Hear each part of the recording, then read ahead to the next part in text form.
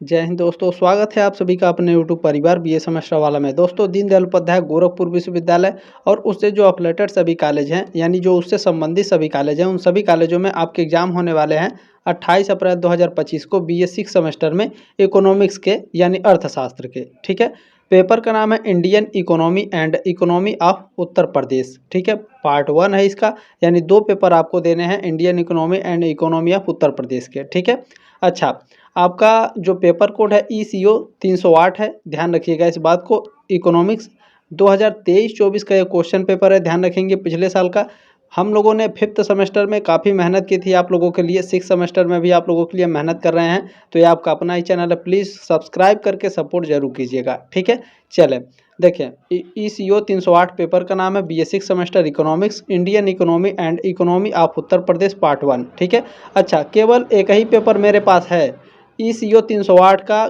केवल है। ECO 309 का मेरे पास है ही नहीं क्वेश्चन पेपर, मैं आपको कैसे सॉल्व करा के दूंगा।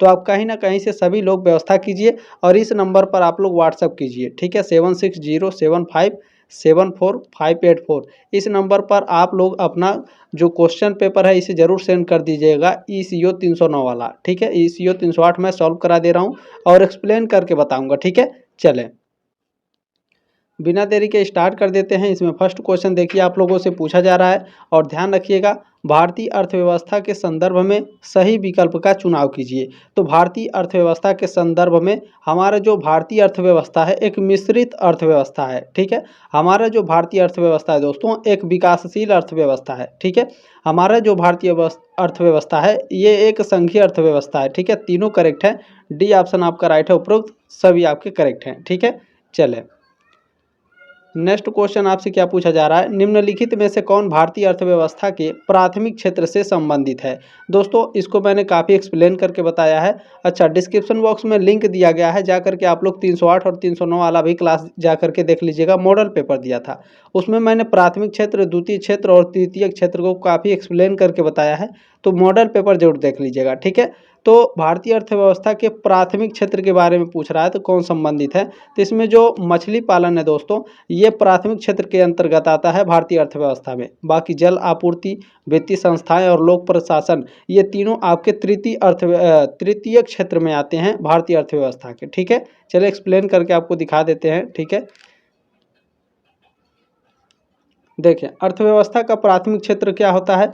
तो अर्थव्यवस्था का प्राथमिक क्षेत्र वह क्षेत्र है जो प्राकृतिक संसाधनों का दोहन और उत्पादन करता है। इसमें कृषि, वानिकी, मछली पालन, खनन आदि शामिल है। मछली पालन भी एक प्राकृतिक संसाधन से संबंधित गतिविधि है, इसलिए यह प्राथमिक क्षेत्र से संबंधित है। ठीक है, अच्छा, अन्य विकल्प जैसे आपकी जल आपूर्ति है तो यह तृतीय क्षेत्र से संबंधित है क्योंकि यह एक सेवा है। वित्तीय संस्थाएं, यह भी तृतीय क्षेत्र से संबंधित है क्योंकि यह भी एक सेवा है दोस्तों। ठीक है, इसमें जो आपका लोक प्रशासन है यह भी तृतीय क्षेत्र से संबंधित है क्योंकि ये एक क्या है, सेवा है। ठीक है, चलें देखिए, क्लास काफ़ी मेहनत से मैंने बनाया है, प्लीज़ एक लाइक ज़रूर कर दीजिएगा। और आप सभी से रिक्वेस्ट है, बहुत ही ज़्यादा रिक्वेस्ट है। देखिए, सब्सक्राइब नहीं करेंगे चलेगा, लेकिन एक भी बच्चा को ऐसे ना बचे कि इसे पेपर नहीं मिला। सभी बच्चों को शेयर कर दीजिएगा, जितने भी अफिलिएटेड कॉलेज हैं और जितने भी बच्चे देख रहे हैं, प्लीज़ व्हाट्सएप पर शेयर जरूर कर दीजिएगा। ठीक है, सब्सक्राइब नहीं करेंगे चलेगा, लेकिन पास कराने की जिम्मेदारी ये बहुत बड़ी चीज़ होती है। ठीक है, तो ये बात ध्यान रखेंगे, क्वेश्चन पेपर को ध्यान से देख करके जाएंगे। ठीक है, चले, और शेयर जरूर कर दीजिएगा। चले, इसमें नेक्स्ट क्वेश्चन है दोस्तों, क्षेत्रफल की दृष्टि से भारत का विश्व में क्या स्थान है। क्षेत्रफल की दृष्टि से भारत में जो हमारा प्यारा देश भारत है, क्षेत्रफल की दृष्टि से 7वां स्थान है। ठीक है, डी ऑप्शन आपका राइट है। चले, नेक्स्ट क्वेश्चन पूछा गया है, विश्व के कुल आबादी का कितना प्रतिशत भाग भारतवर्ष में निवास करती है। तो विश्व का क्या पूछ रहा है, विश्व के कुल आबादी का कितना प्रतिशत भाग भारतवर्ष में निवास करता है। तो 17.76%। ठीक है, बी ऑप्शन आपका राइट है क्वेश्चन नंबर 4 का। चले, नेक्स्ट क्वेश्चन आपसे पूछा जा रहा है, निम्नलिखित में से कौन से राष्ट्र की भारत से स्थलीय सीमा नहीं मिलती। देखिए, भूटान का मिलता है, म्यांमार का भी मिलता है, बांग्लादेश की भी सीमा भारत से मिलता है, लेकिन श्रीलंका नहीं मिलता है। ठीक है, सी ऑप्शन आपका राइट है। चले, नेक्स्ट क्वेश्चन क्या पूछा जा रहा है, निम्नलिखित में से कौन सा राष्ट्र यानी कौन सा ऐसा देश है जो भारत से जलीय सीमा साझा नहीं करता। तो देखिए इसमें श्रीलंका जलीय साझा सीमा करता है, और इसमें देखा जाए म्यांमार भी, ठीक है, मालदीव भी करता है। भूटान इसमें जलीय सीमा साझा नहीं करता है हमारे प्यारे देश भारत के साथ, तो डी ऑप्शन आपका राइट है। चलिए एक्सप्लेन करके आपको दिखा देते हैं थोड़ा सा। इसमें टीम ने मेहनत करी है, मैंने भी मेहनत करी है, तो आप लोगों को दिखाना जरूरी है, ठीक है। देखिए भारत निम्नलिखित देशों के साथ जलीय सीमा साझा करता है, ठीक है। अच्छा, कौन कौन से? मालदीव हैं, अरब सागर में जलीय सीमा ये साझा करता है मालदीव। श्रीलंका जो है हिंद महासागर में, और म्यांमार पूर्वी तट यानी बंगाल की खाड़ी पर जलीय सीमा साझा करता है, ठीक है। और इसमें जो आपका भूटान है, भूटान एक लैंड लॉक्ड है यानी स्थलशिष्ट देश है, और इसकी भारत से केवल स्थल सीमा, लैंड बाउंड्री है, जलीय सीमा नहीं है, ठीक है। क्लियर हुआ? चले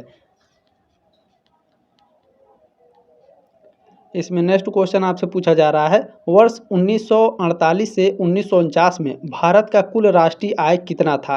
तो हमारे प्यारे देश भारत का 1948-49 में जो कुल राष्ट्रीय आय था वो 8,710 करोड़ था, ठीक है। कितना? 8,710 करोड़। डी ऑप्शन आपका राइट है। अब चले एक्सप्लेन करके बता देते हैं। देखें जो मैं एक्सप्लेन कर रहा हूँ इसको बिल्कुल भी स्किप नहीं करना आपको, ठीक है, क्योंकि यहाँ से भी कई सारे क्वेश्चन आपके एग्जाम में बनते हैं, ठीक है। देखें राष्ट्रीय आय समिति 1949, अगस्त 1949 में स्वतंत्रता के बाद भारत सरकार ने अर्थव्यवस्था की राष्ट्रीय आय की गणना के लिए राष्ट्रीय आय समिति की स्थापना की थी, ठीक है। अच्छा, प्रोफेसर पीसी महालनोबिस राष्ट्रीय आय समिति के अध्यक्ष थे, ठीक है। और इसमें जो प्रोफेसर डी आर गाडगिल थे और डॉक्टर BKRV राव इस समिति के क्या थे? सदस्य थे, ठीक है। अच्छा, इसमें समिति की प्रथम रिपोर्ट जो है 1951 में प्रस्तुत की गई थी, और जो इसका प्रथम रिपोर्ट है इसके अनुसार भारत की राष्ट्रीय आय वर्ष 1948-49 में 8,710 करोड़ थी, और हाँ ठीक है 8,710 करोड़ रुपए थी, और प्रति व्यक्ति आय उस समय कितनी थी? 225 रुपये थी, ठीक है। ये भी पूछ सकता है, तो सारी चीज़ें आप लोग ध्यान में रख करके चलेंगे, ठीक है। चलें इसमें नेक्स्ट क्वेश्चन देखिए आपसे पूछा जा रहा है, निम्नलिखित में से कौन विकासशील अर्थव्यवस्था की विशेषता से संबंधित नहीं है? विकासशील अर्थव्यवस्था से देखें पूंजी का अभाव होता है, बेरोजगारी और तकनीकी पिछड़ापन भी होता है, ठीक है, यानी टेक्नोलॉजिकल जो बैकवर्डनेस है ये भी होता है। लेकिन आपका जो अनुकूलतम जनसंख्या है ये विकासशील अर्थव्यवस्था की विशेषता से संबंधित नहीं है। बी ऑप्शन आपका राइट है क्वेश्चन नंबर 8 का। चलें नेक्स्ट क्वेश्चन देखने का प्रयास करेंगे आप सभी लोग। नेक्स्ट क्वेश्चन आपसे पूछा जा रहा है, इसे मैं थोड़ा बड़ा कर देता हूँ। चलें नेक्स्ट क्वेश्चन है, भारत में पंचवर्षीय योजनाएं कब से प्रारंभ की गई थी? भारत में पंचवर्षीय योजनाएं दोस्तों 1951 से प्रारंभ की गई थी। डी ऑप्शन आपका राइट है। अब इसमें कुछ और आपसे पूछा जाएगा तो ध्यान में रखिएगा, ठीक है। बहुत सारे क्वेश्चन यहाँ से पूछे जाएंगे कि प्रथम पंचवर्षीय योजना को लागू किसने किया था, या फिर किसके समय काल में यह लागू हुआ था, ठीक है। देखिए प्रथम पंचवर्षीय योजना 8 दिसंबर 1951 को भारत की संसद में पंडित जवाहरलाल नेहरू द्वारा प्रस्तुत की गई थी। यह योजना 1951 से 1956 तक चली थी। अच्छा, आपके एग्जाम में पूछ सकता है कि प्रथम पंचवर्षीय योजना कब से कब तक चली थी? 1951 से 1956 तक। भारत की संसद में प्रथम पंचवर्षीय योजना को किसने पेश किया था? पंडित जवाहरलाल नेहरू ने, ठीक है। इसका उद्देश्य क्या था? तो इसका उद्देश्य था कि कृषि क्षेत्र को मजबूत करना और उद्योगों को बढ़ावा देना, ठीक है। चलें इसमें क्वेश्चन नंबर 10 देखेंगे। देखें भारत के राष्ट्रीय आय में किस क्षेत्र का योगदान सबसे कम है? तो भारत के राष्ट्रीय आय में जो प्राथमिक क्षेत्र है इसका योगदान सबसे कम है, ठीक है। फर्स्ट ऑप्शन आपका राइट है। तो आपके दिमाग में क्वेश्चन आएगा, गुरुजी भारत के राष्ट्रीय आय में प्राथमिक क्षेत्र का योगदान सबसे कम है, तो भारत के राष्ट्रीय आय में किसका योगदान सबसे अधिक है? यह भी तो क्वेश्चन आपके एग्जाम में पूछ सकता है, बिल्कुल पूछ सकता है, ठीक है। चले एक्सप्लेन करके बताएंगे ताकि एक भी क्वेश्चन कहीं से भी पूछे हमारा छूटना नहीं चाहिए, ठीक है। चलें देखिए भारत के राष्ट्रीय आय में प्राथमिक क्षेत्र प्राइमरी सेक्टर का योगदान सबसे कम होता है, लेकिन प्राथमिक क्षेत्र कृषि, वानिकी, मत्स्य पालन आदि में अभी भी बड़ी संख्या में लोग कार्यरत हैं। लेकिन इसका सकल घरेलू जो उत्पाद है, जो GDP में योगदान इसका है, लगातार घट रहा है और वर्तमान में लगभग 15 से 20% के आसपास है, ठीक है। और किसका सबसे ज़्यादा योगदान है? तो तृतीयक क्षेत्र का। ठीक है, देखिए तृतीयक क्षेत्र सेवा क्षेत्र का योगदान सबसे अधिक है, लगभग 55 से 60% है। और द्वितीयक क्षेत्र जो है जो सेकेंडरी सेक्टर है, इसका जो योगदान है वो कितना है, 25 से 30% है। देखिए परसेंटेज भी आपसे एग्जाम में पूछ सकता है। ठीक है, तो हम लोग एक भी चीज़ छोड़ नहीं सकते हैं। ठीक है, चलें नेक्स्ट क्वेश्चन देखिए आपसे पूछा जा रहा है। नेक्स्ट क्वेश्चन है कि निम्नलिखित में से किस प्रदेश में गरीबी का अनुपात सबसे अधिक है, छत्तीसगढ़, झारखंड, उड़ीसा या बिहार। बिहार में दोस्तों गरीबी का सबसे जो अनुपात है सबसे ज़्यादा अधिक है। ठीक है, डी ऑप्शन आपका राइट है क्वेश्चन नंबर 11 का।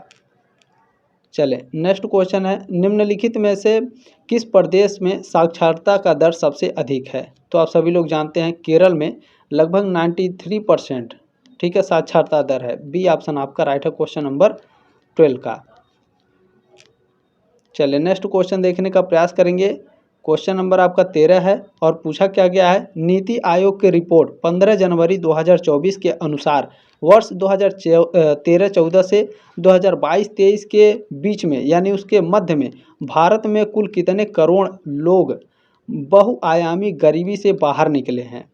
तो ये लगभग देखा जाए तो 24.82 करोड़ लोग गरीबी से बाहर निकले हैं। फर्स्ट ऑप्शन आपका राइट है। चले नेक्स्ट क्वेश्चन आपसे क्या पूछा गया है, निम्नलिखित में से कौन चावल का सबसे बड़ा उत्पादक प्रदेश है। तो आप सभी लोग जानते हैं पश्चिम बंगाल चावल का सबसे ज़्यादा उत्पादन करता है हमारे प्यारे देश भारत में। डी ऑप्शन आपका राइट है। चले नेक्स्ट क्वेश्चन है, इसे मैं एक्सप्लेन करके भी बताऊंगा। निम्नलिखित में से किसे अस्थाई बंदोबस्त के नाम से जाना जाता है। तो अस्थाई बंदोबस्त को जो जमींदारी व्यवस्था है इसको अस्थाई बंदोबस्त के नाम से जाना जाता है। बी ऑप्शन आपका राइट है। आपके एग्जाम में पूछता है जमींदारी व्यवस्था का दूसरा नाम क्या है या फिर अस्थाई बंदोबस्त का दूसरा नाम क्या है। ठीक है, चलें देखें, अस्थाई बंदोबस्त को जमींदारी व्यवस्था या इस्तमरारी व्यवस्था के नाम से भी जाना जाता है। ठीक है, दोनों क्लियर हो गए आपके, इस्तमरारी व्यवस्था और अस्थाई बंदोबस्त। ठीक है, अस्थाई बंदोबस्त जमींदारी व्यवस्था या फिर इस्तमरारी व्यवस्था के नाम से जाना जाता है। ठीक है, क्लियर हो गया ना। चले इसमें नेक्स्ट क्वेश्चन आपसे पूछा गया दोस्तों कि भारत में इजारेदारी व्यवस्था की शुरुआत किसने किया था। तो भारत में इजारेदारी व्यवस्था की शुरुआत वारेन हेस्टिंग्स ने किया था। ठीक है, डी ऑप्शन आपका राइट है। अब आपके दिमाग में क्वेश्चन चल रहा होगा कि गुरुजी ये बताइए भारत में इजारेदारी व्यवस्था की शुरुआत वारेन हेस्टिंग्स ने की थी, ये तो क्लियर हुआ, कब की थी ये भी तो आपके एग्जाम में पूछा जा सकता है। बिल्कुल पूछा जाएगा, ध्यान दीजिएगा और ध्यान से देखिएगा। ठीक है, यह आपसे कॉम्पिटिटिव एग्जाम में भी पूछा जाएगा। 1773 में वारेन हेस्टिंग्स द्वारा बंगाल में इजारेदारी प्रणाली की शुरुआत की गई थी। क्लियर हुआ। चलें नेक्स्ट क्वेश्चन देखने का प्रयास करेंगे आप सभी लोग। नेक्स्ट क्वेश्चन है, भारत में जमींदारी प्रथा की शुरुआत किसने की थी। वेरी मोस्ट इंपॉर्टेंट ये क्वेश्चन है, आप लोग देख रहे होंगे कॉम्पिटिटिव एग्जाम में भी आपके पूछा जाता है। तो भारत में जमींदारी प्रथा की जो शुरुआत है ये लॉर्ड कॉर्नवालिस के द्वारा किया गया था। ठीक है, सी ऑप्शन आपका राइट है। अब चले मैं आपको एक्सप्लेन करके बता देता हूँ, कई सारे क्वेश्चन यहाँ से बनेंगे। देखिए 1793 में लॉर्ड कॉर्नवालिस द्वारा अस्थाई बंदोबस्त अधिनियम के माध्यम से जमींदारी व्यवस्था की शुरुआत की गई। कहाँ, बंगाल, बिहार, उड़ीसा और वाराणसी में। ठीक है, इसे अस्थाई बंदोबस्त प्रणाली के रूप में भी जाना जाता है। ठीक है, देखें जमींदारों को भूमि के स्वामी यानी मालिक के रूप में मान्यता दी गई थी। और लॉर्ड कॉर्नवालिस का जो भारत के गवर्नर थे, इनका दूसरा कार्यकाल 1805 से 1805 तक था। कैसे, चले मैं आपको बता देता हूँ। देखिए जो लॉर्ड कॉर्नवालिस थे, इन्होंने हिंदुओं के लिए बनारस में एक संस्कृत महाविद्यालय की स्थापना की, जो अब बनारस में शासकीय संस्कृत महाविद्यालय के नाम से जाना जाता है। अच्छा, जो लॉर्ड कॉर्नवालिस हैं, इनका जो शासनकाल है ये भारत में 2 बार गवर्नर जनरल के रूप में कार्य किए थे। पहला इनका कार्यकाल 1786 से 1793 के बीच में रहा और जो दूसरा कार्यकाल है जुलाई 1805 से अक्टूबर 1805 तक था। ठीक है, चले ये सब बारे जितने भी इसमें की पॉइंट है इसको अच्छे से याद रखना, आपको एक भी भूलना नहीं है। ठीक है, चलें ये तो मैंने आपको बता दी है। अब नेक्स्ट क्वेश्चन इसमें है, जय जवान जय किसान का नारा किसने दिया था। जय जवान जय किसान का नारा लाल बहादुर शास्त्री ने दिया था। ठीक है, चले बी ऑप्शन आपका राइट है क्वेश्चन नंबर 18 का। नेक्स्ट क्वेश्चन आपसे पूछा जा रहा है, विश्व में हरित क्रांति के जनक के रूप में किसे जाना जाता है? देखें, अगर विश्व में पूछेगा, ठीक है, पूरे विश्व में पूछेगा कि हरित क्रांति के जनक कौन है, तो वो नॉर्मन बोरलॉग होंगे। ठीक है, बी ऑप्शन आपका राइट है, नॉर्मन बोरलॉग। चले नेक्स्ट क्वेश्चन देखेंगे, और पूछेगा कि भारत में हरित क्रांति के जनक कौन है, तो एम एस स्वामीनाथन है, और विश्व में पूछेगा तो नॉर्मन बोरलॉग। ठीक है, ये छोटी छोटी चीज़ें आपको हमेशा याद रखनी है। नेक्स्ट क्वेश्चन है, भारत में हरित क्रांति द्वारा चावल व गेहूं की खेती के लिए किस तरह के बीज प्रयोग में लाए गए? तो HYV सीड्स यानी HYV बीज प्रयोग में लाए गए थे। बी ऑप्शन आपका राइट है, क्वेश्चन नंबर 20 का। चलिए नेक्स्ट क्वेश्चन देखने का प्रयास करेंगे आप सभी लोग, मोस्ट इंपॉर्टेंट है। पूछा क्या गया है कि भारत में हरित क्रांति की शुरुआत कब हुई थी? भारत में हरित क्रांति की शुरुआत हुई थी 1968 में। ठीक है, 1968 में। बी ऑप्शन आपका राइट है, क्वेश्चन नंबर 21 का। ठीक है, अच्छा इसमें मैं देख लेता हूँ की पॉइंट है कि नहीं। अच्छा चले, नहीं है। चलिए ये क्लियर हो गया। नेक्स्ट क्वेश्चन देखते हैं, क्वेश्चन नंबर 22 है, भारत में हरित क्रांति का लाभ सीमित था गेहूं और चावल के लिए? बी ऑप्शन आपका राइट है, क्वेश्चन नंबर 22 का। ठीक है, कैसे, चले एक्सप्लेन करके मैं आपको बता देता हूं। देखें, भारत में हरित क्रांति का मुख्य लाभ गेहूं और चावल की फसलों तक सीमित रहा। कैसे, देखें कारण क्या था। हरित क्रांति 1960 के दशक के दौरान उच्च उपज वाली किस्में HYV हाई एल्डिंग वैरायटीज, सिंचाई सुविधाओं का विस्तार, रासायनिक उर्वरकों और कीटनाशकों का उपयोग मुख्य रूप से गेहूं और चावल पर केंद्रित था। ठीक है, अच्छा इन फसलों को सरकारी समर्थन, बेहतर बीज और अनुसंधान का लाभ मिला, जबकि अन्य फसलें जैसे कि चना, ज्वार, बाजरा, दलहन, तिलहन इससे वंचित रह गईं। ठीक है, यही कारण है, ध्यान में रखेंगे इन सभी चीज़ों को। ठीक है, चलें नेक्स्ट क्वेश्चन है 23 नंबर, भारत के कृषि में यानी भारत की जो खेती है इसमें राष्ट्रीय ई गवर्नेंस योजना कब से प्रारंभ की गई? तो ये प्रारंभ की गई थी 2010-11 में। डी ऑप्शन आपका राइट है। ठीक है, राष्ट्रीय ई गवर्नेंस योजना भारत में कब प्रारंभ की गई थी? 2010-11 में। ठीक है, क्लियर हुआ। चलें नेक्स्ट क्वेश्चन देखते हैं, क्या पूछा जा रहा है आपसे। पूछा जा रहा है कि सतत कृषि अवधारणा का प्रारंभ कब से माना जाता है? सतत कृषि अवधारणा का जो प्रारंभ है ये माना जाता है 1977 से। ठीक है, 24 का सी ऑप्शन आपका करेक्ट है। देखें, अच्छा जो क्वेश्चन था आपका ई गवर्नेंस वाला, भारत की कृषि में राष्ट्रीय ई गवर्नेंस योजना NEGPA को 2010-11 में 7 राज्यों में प्रायोगिक तौर पर शुरू किया गया था। इस योजना का उद्देश्य किसानों तक कृषि संबंधी जानकारी को समय पर पहुंचाने के लिए सूचना और संचार प्रौद्योगिकी ICT के इस्तेमाल से भारत में तेजी से विकास हासिल करना है। ठीक है, चलें नेक्स्ट क्वेश्चन आपसे पूछा जा रहा है, मोस्ट इंपॉर्टेंट है, भारत में भूदान आंदोलन की शुरुआत किसने की थी? भारत में भूदान आंदोलन की शुरुआत विनोबा भावे ने की थी। डी ऑप्शन आपकी राइट है। अब यहाँ पूछा जाएगा आपके एग्जाम में कि भारत में भूदान आंदोलन की शुरुआत विनोबा भावे ने की थी, कब की थी, कहाँ की थी, ये सारी चीज़ें आपसे एग्जाम में पूछे जाएंगे। ठीक है, देखें भारत में भूदान आंदोलन की शुरुआत विनोबा भावे ने 1951 में कहाँ? तेलंगाना के पोचमपल्ली गांव में की थी। विनोबा भावे महात्मा गांधी के एक शिष्य थे। इन्होंने आंदोलन को शुरू किया था। ठीक है, अच्छा जिसका उद्देश्य क्या था? भूमिहीन लोगों को भूमि दान करने के लिए धनी भूस्वामियों को प्रेरित करना। ठीक है, चलें नेक्स्ट क्वेश्चन आपसे पूछा जा रहा है, क्वेश्चन नंबर 26 है, निम्नलिखित में से कौन कृषि में तकनीकी परिवर्तन का अंग नहीं है? तो उन्नतशील बीज ये परिवर्तनशील ठीक है परिवर्तन का अंग है खेती में, कृषि के हिसाब से देखा जाए तो, और कृषि का यंत्रीकरण भी है और रासायनिक उर्वरक भी है। जोतों की चकबंदी ये कृषि में तकनीकी परिवर्तन का अंग नहीं है। बी ऑप्शन आपका राइट है, क्वेश्चन नंबर 26 का। नेक्स्ट क्वेश्चन है, सतत कृषि विकास में निम्नलिखित में से किसका प्रयोग किया जाता है? सतत कृषि विकास में किसका प्रयोग किया जाएगा? रासायनिक उर्वरक का, जैविक उर्वरक का, कीटनाशक का, या फिर सभी का? तो ध्यान रखिएगा, जब भी सतत कृषि का विकास की बात करेगा तो आपके जैविक उर्वरक वहाँ पे प्रयोग किए जाते हैं। ठीक है, बी ऑप्शन आपका राइट है, क्वेश्चन नंबर 27 का। क्यों किया जाता है, चलिए मैं आपको एक्सप्लेन करके बता देता हूँ ताकि आपका एक भी डाउट ना रहे। ठीक है, देखें, सतत कृषि विकास में जैविक उर्वरक का प्रयोग किया जाता है। रासायनिक उर्वरक और कीटनाशक सतत कृषि के लिए हानिकारक होते हैं। ठीक है, कैसे, चले आपको दिखाते हैं। देखिए, जैविक उर्वरक, ये उर्वरक प्राकृतिक स्रोतों जैसे कि खाद, कंपोस्ट और हरी खाद से बनाए जाते हैं। वे मिट्टी की उर्वरता को बढ़ाते हैं, पानी को धारण करने की क्षमता में सुधार करते हैं और मिट्टी की संरचना में सुधार करते हैं। वे पर्यावरण के लिए भी सुरक्षित होते हैं। जैविक उर्वरक। रासायनिक उर्वरक क्या है, देखिए, रासायनिक उर्वरक, ये उर्वरक रासायनिक प्रक्रिया से बनाए जाते हैं और मिट्टी की उर्वरता को कम करने के लिए जाने जाते हैं।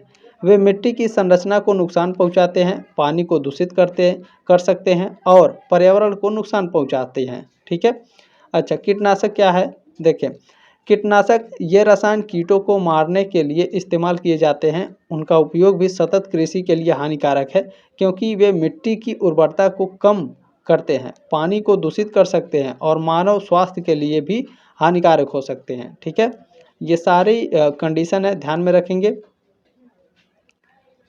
चलें, नेक्स्ट क्वेश्चन देखते हैं। इसमें आपसे क्या पूछा जा रहा है, मोस्ट इम्पोर्टेंट क्वेश्चन है।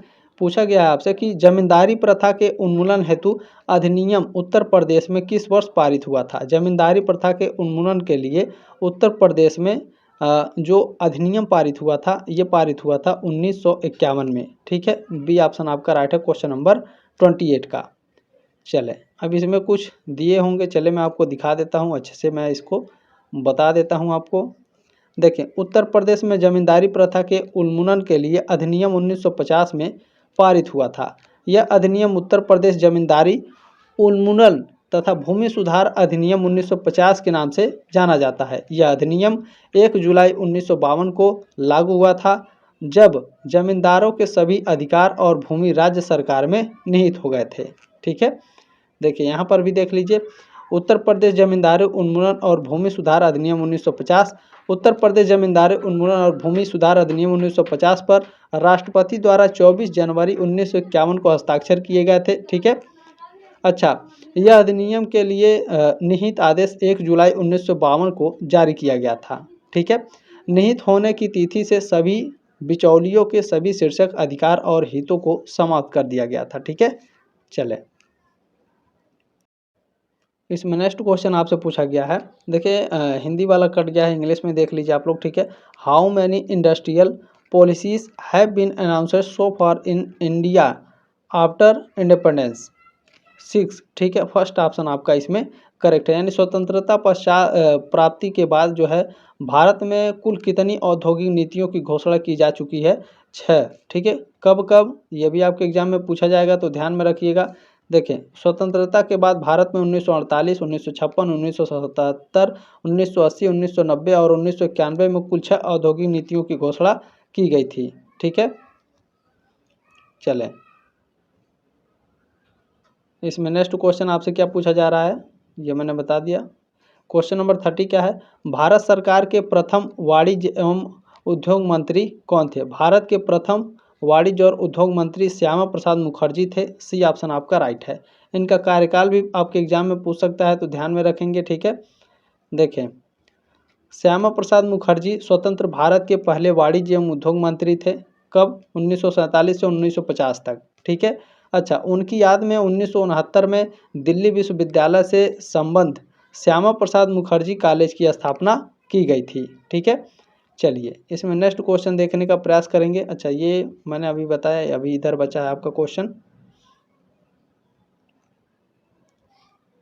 चलिए, ये मैंने बता दिया। क्वेश्चन नंबर 31 देखने का प्रयास करेंगे। क्वेश्चन नंबर 31 है कि प्रथम औद्योगिक नीति में निम्नलिखित में से किस क्षेत्र को अर्ध सरकारी क्षेत्र के लिए आरक्षित किया गया था। तो आरक्षित किया गया था वायुयान निर्माण के लिए। डी ऑप्शन आपका राइट है। चलिए, नेक्स्ट क्वेश्चन इसमें हमारा देखेंगे क्या पूछा गया आपसे। देखिए, नेक्स्ट क्वेश्चन है, टेलीफोन और बेतार यंत्रों के निर्माण को प्रथम औद्योगिक नीति में निम्नलिखित में से किस क्षेत्र के लिए आरक्षित किया गया था। तो पूर्णतः सरकारी क्षेत्र के लिए आरक्षित किया गया था। फर्स्ट ऑप्शन आपका राइट है, क्वेश्चन नंबर 32 का। ठीक है, चलें, नेक्स्ट क्वेश्चन देखिए। नेक्स्ट क्वेश्चन है कि 6 औद्योगिक नीति लागू करने के समय भारत के प्रधानमंत्री कौन थे। तो 6 औद्योगिक नीति लागू करने के समय भारत के प्रधानमंत्री श्री पीवी नरसिम्हा राव थे। ठीक है, सी ऑप्शन आपका राइट है क्वेश्चन नंबर 33 का। चलिए इसमें मैं कुछ आपको एक्सप्लेन करके बता देता हूँ। ठीक है, देखिए, 6वीं औद्योगिक नीति लागू करने के समय भारत के प्रधानमंत्री पीवी नरसिम्हा राव थे। यह नीति 1991 में लागू की गई थी और इसे आर्थिक सुधार के लिए महत्वपूर्ण माना गया है। इस नीति के तहत कई उद्योगों को लाइसेंस मुक्त कर दिया गया था और अर्थव्यवस्था में उदारता लाई गई थी। ठीक है,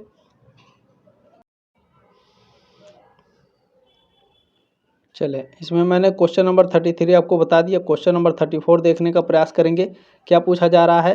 पूछा जा रहा है कि एकाधिकार एवं प्रतिबंधित व्यापार व्यवहार अधिनियम भारत में किस वर्ष लागू किया गया था। इतना याद रखिए, एकाधिकार एवं प्रतिबंधित व्यापार व्यवहार अधिनियम। ठीक है, यह भारत में लागू किया गया था 1970 में। सी ऑप्शन आपका राइट है क्वेश्चन नंबर 34 का।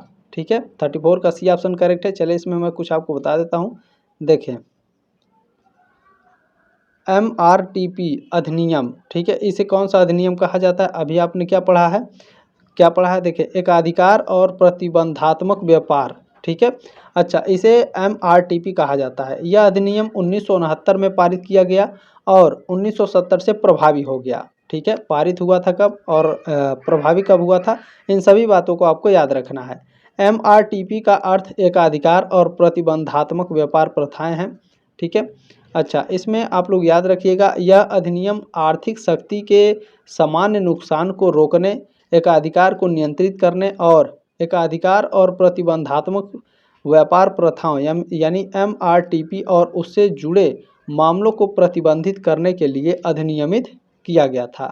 ठीक है, सारी चीज़ें क्लियर हो गई। अच्छा, आप लोग PDF इसका डाउनलोड कर लीजिएगा, मैं टेलीग्राम ग्रुप में सेंड कर दूंगा। ठीक है, टेलीग्राम ग्रुप आप लोग ज्वाइन कर लीजिएगा। वहीं पर मैं सारे नोट्स PDF बिल्कुल फ्री में प्रोवाइड कराता हूं। आपसे एक भी चार्ज मैं नहीं लेता हूं, एक भी पैसा नहीं लिया जाता है BA सेमेस्टर वाला की तरफ से। ठीक है, तो फ्री में आप लोग डाउनलोड कर लीजिएगा और एकदम शानदार तरीके से तैयारी कीजिए। ठीक है, 34 का सी ऑप्शन करेक्ट हो गया।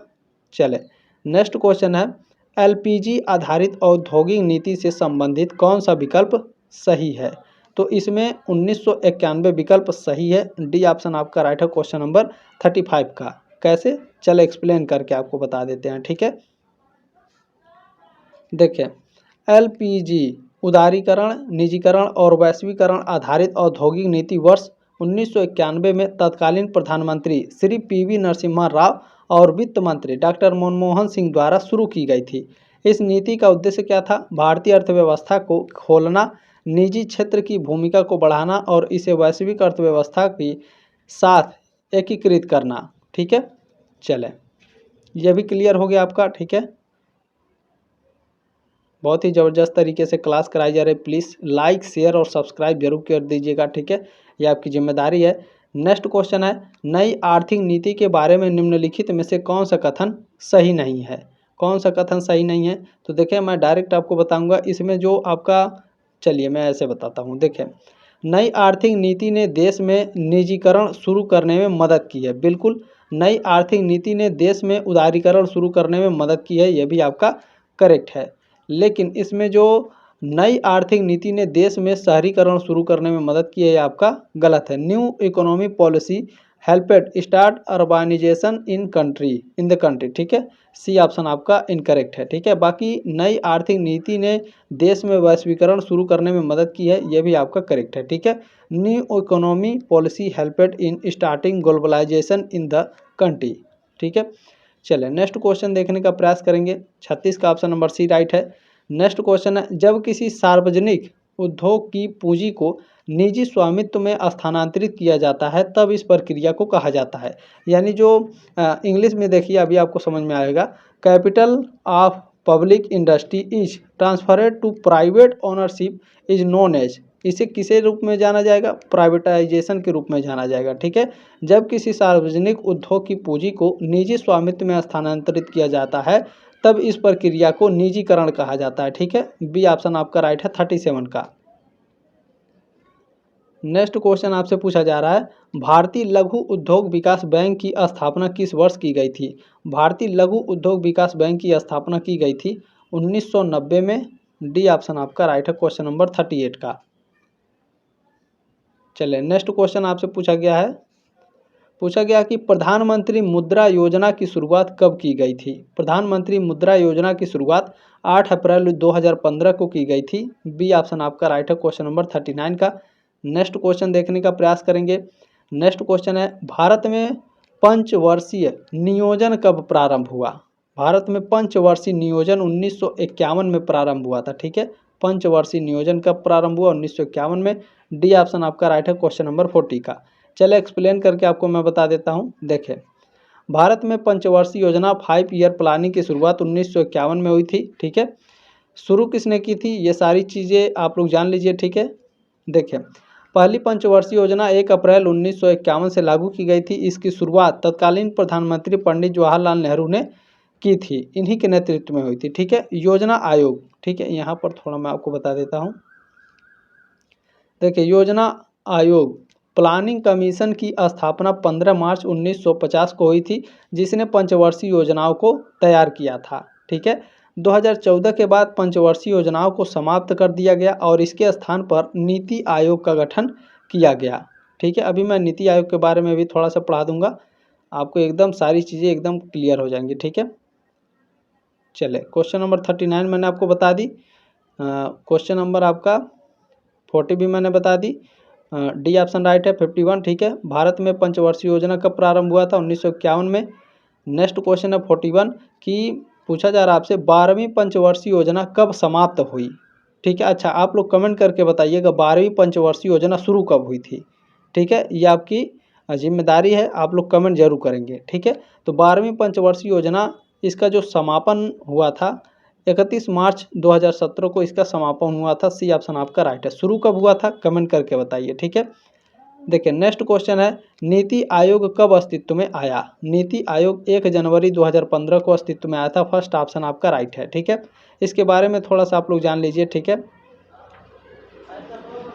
देखिए, भारत की केंद्र सरकार ने 1 जनवरी 2015 को नीति आयोग के गठन की घोषणा की।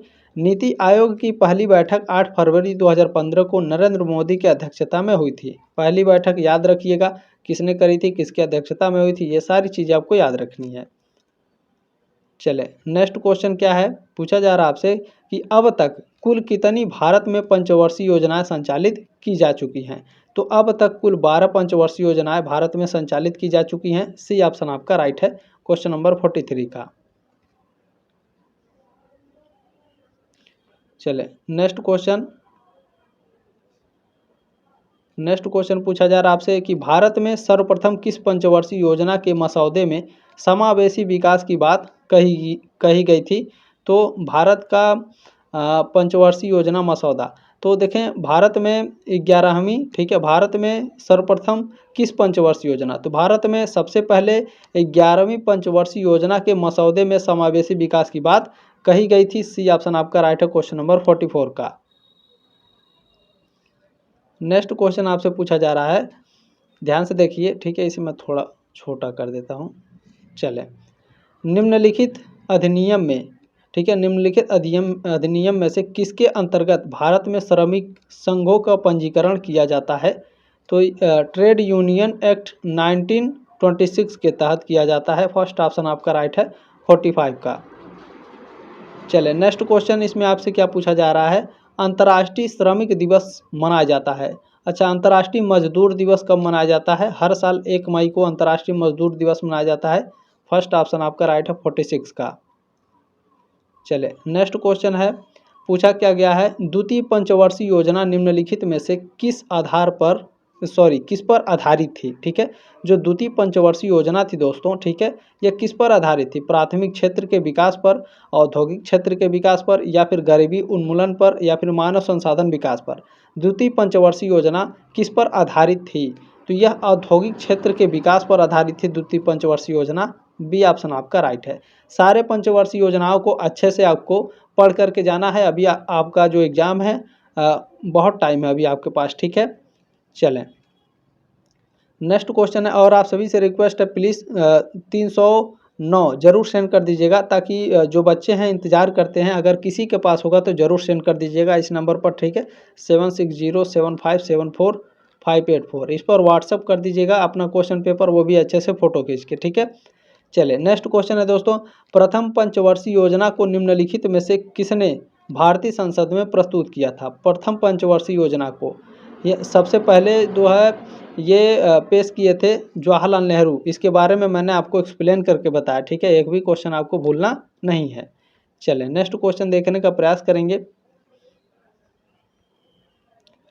चलिए नेक्स्ट क्वेश्चन है, आपसे पूछा गया है कि देखिए, चतुर्थ पंचवर्षीय योजना निम्नलिखित में से किस पर आधारित थी? चतुर्थ पंचवर्षीय योजना ये आगत निर्गत मॉडल पर आधारित थी। सी ऑप्शन आपका राइट है। देखें, अगर आप इसका गूगल करेंगे तो आपको कहीं रोलिंग प्लान भी मिलेगा, तो ये आपका गलत है, ठीक है। चले मैं आपको एक्सप्लेन करके बता देता हूँ, आपके डाउट मैं क्लियर कर दे रहा हूँ, ठीक है। देखिए, चतुर्थ पंचवर्षीय योजना 1969 से 1974 के बीच में चली थी। आगत निर्गत मॉडल इनपुट आउटपुट मॉडल पर आधारित थी। इस योजना का मुख्य उद्देश्य स्थिरता के साथ विकास और आत्मनिर्भरता प्राप्त करना था।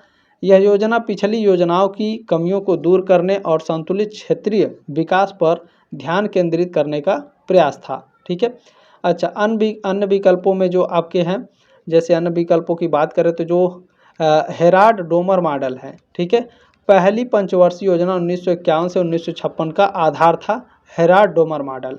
अच्छा, इसमें महालनोबिस मॉडल जो है ये आपके ऑप्शन में दिया गया है। ये दूसरी पंचवर्षीय योजना 1956 से 1961 का आधार था, जिसने भारी उद्योगों के विकास पर जोर दिया था, ठीक है। दूसरी पंचवर्षीय योजना आपने पढ़ा है ना, दूसरी पंचवर्षीय योजना का आधार क्या था? तो इसका आधार था कि इसमें उद्योगों का विकास किया जाएगा, ठीक है। चलें, अच्छा, इसमें रोलिंग प्लान क्या है? तो कोई पंचवर्षीय योजना नहीं है, बल्कि यह 1978 से 1980 की अवधि के लिए जनता पार्टी सरकार द्वारा शुरू की गई एक वार्षिक योजना थी, जिसने पिछली पंचवर्षीय योजना को समाप्त कर दिया, ठीक है। चलें, क्लियर हुआ? बिल्कुल। चलें नेक्स्ट क्वेश्चन देखते हैं, इसमें आपका क्या पूछा गया है। और आपने जो प्यार और सपोर्ट दिया है, इसके लिए आप सभी का तहे दिल से धन्यवाद, ठीक है। देखें, पाँचवीं पंचवर्षीय योजना का प्रारूप किसने तैयार किया था? पाँचवीं पंचवर्षीय योजना, इसका जो प्रारूप है यह तैयार किया गया था डीपी धर के द्वारा, ठीक है। डी ऑप्शन आपका राइट है क्वेश्चन नंबर 50 का। दोस्तों, आपने जो प्यार और सपोर्ट दिया है, इसके लिए एक बार फिर से तहे दिल से धन्यवाद। और इस क्वेश्चन पेपर को ज़्यादा से ज़्यादा बच्चों के व्हाट्सएप पर शेयर जरूर कर दीजिएगा। जल्द मिलेंगे आपके नेक्स्ट क्लास में, तब तक के लिए जय हिंद, वंदे मातरम।